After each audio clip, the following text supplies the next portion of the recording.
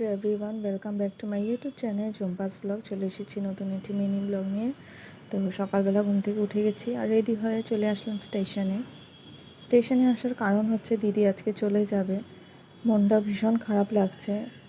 অনেক দিনের জন্য এসেছিল, মানে বেশ কিছুদিন থেকেছে। দিদির বিয়েতে এসেছিল, মেসির বিয়েতে, তো আজকে চলে যাচ্ছে।